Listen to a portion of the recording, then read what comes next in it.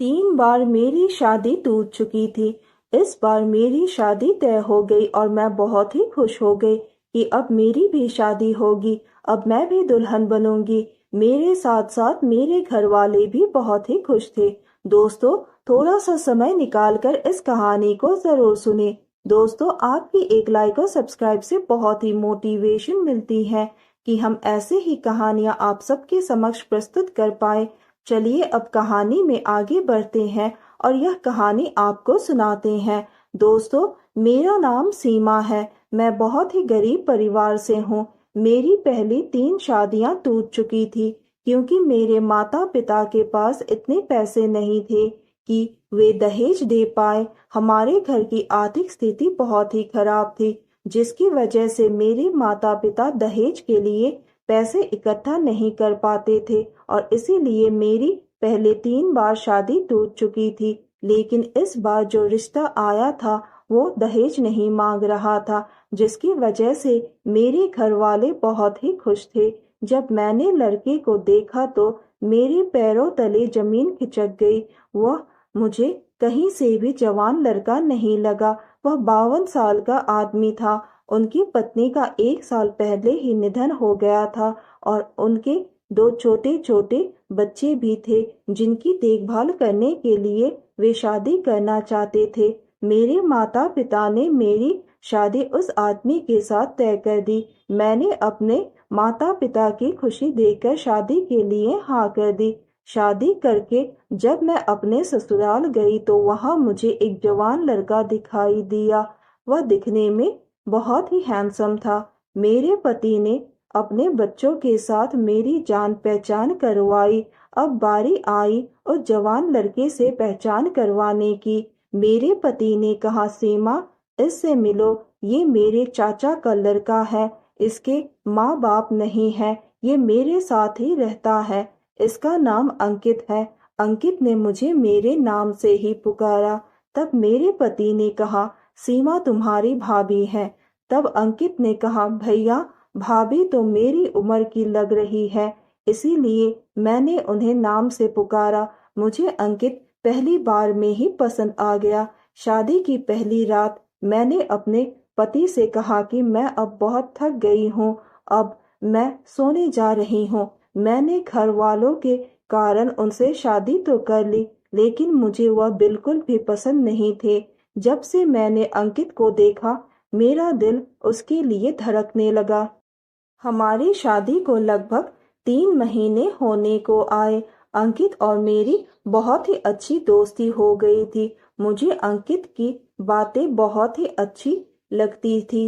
एक दिन मैं शाम के समय रसोई में चाय बना रही थी और उसी वक्त अंकित वहां आया और मुझसे कहने लगा कि चाय के साथ अगर पकौड़े भी मिल जाते तो कितना अच्छा होता।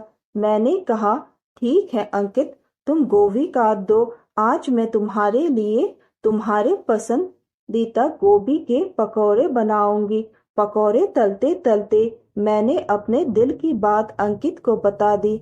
अंकित ने कहा कि वह भी मुझे पहले दिन से ही पसंद करता है। मैंने कहा कि मुझे अपने पति के साथ नहीं रहना है।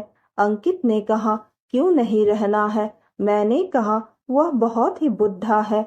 अंकित ने कहा, तो तुमने शादी क्यों की थी? मैंने कहा, मैंने अपने घर वालों के दबाव में आकर इस शादी के लिए हाँ कर दी। उसी वक्त बिजली चली गई और हम दोनों ने रसोई में ही संबंध बना लिया। उसके बाद हम दोनों एक दूसरे के बिना रह ही नहीं पाते थे। अब तो हम दोनों में लगातार संबंध बनने लगे। कभी मेरे कमरे में तो कभी उसके कमरे में। हम दोनों की एक दूसरे के प्रति चाहत दिन प्रतिदिन बढ़ती जा रही थी। एक दिन मैंने अंकित से कहा कि हम दोनों कहीं दूर भाग चलते हैं। तब अंकित ने कहा कि इससे तुम्हारी बदनामी होगी और मेरे पास भी इतने पैसे नहीं हैं कि मैं तुम्हें कहीं और रख पाऊं। जब तक मेरे पास अच्छी सी नौकरी नहीं हो जाती तब तक हमें इसी घर में रहना होगा। जब मुझे ढंग का काम मिल जाएगा तो हम दोनों यहाँ से चले जाएंगे। हमारे इस संबंध के बारे में मेरे पति को पता नहीं था। हम दोनों का संबंध इसी तरह से चल रहा था। हम दोनों एक दूसरे के बिना अब रह नहीं पा रहे थे। कभी कभी मेरा मन करता था कि मैं इन सब के बारे में अपने पति को बता दूं। इसी बीच मुझे पता चला कि मैं गर्भवती हूँ। मेरे पति इस खबर को सुनकर बहुत ही खुश हो गए कि वे फिर से बुढ़ापे में बाप बनने वाले हैं। अब मेरी डिलीवरी का समय भी आ गया और मैंने एक बेटे को जन्म दिया। इस तरह 2 साल बीत गए। हम सब अच्छे से मिलजुल कर रह रहे थे।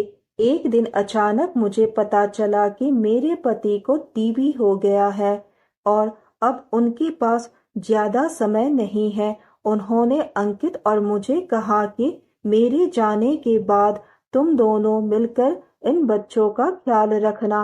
कुछ ही महीनों बाद मेरे पति गुजर गए और उनके जाने के कुछ महीनों बाद मैंने और अंकित ने भी शादी कर ली।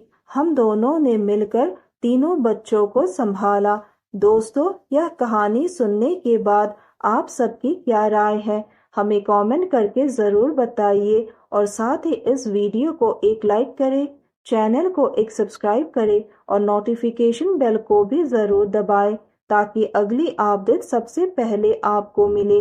दोस्तों, आपकी एक लाइक और सब्सक्राइब से बहुत ही मोटिवेशन मिलती है कि हम ऐसे ही कहानियाँ आप सबके समक्ष प्रस्तुत कर पाए। आप सब ने अपना कीमती समय निकालकर इस वीडियो को सुना, इसके लिए आप सभी को धन्यवाद करती हूँ। धन्यवाद दोस्तों।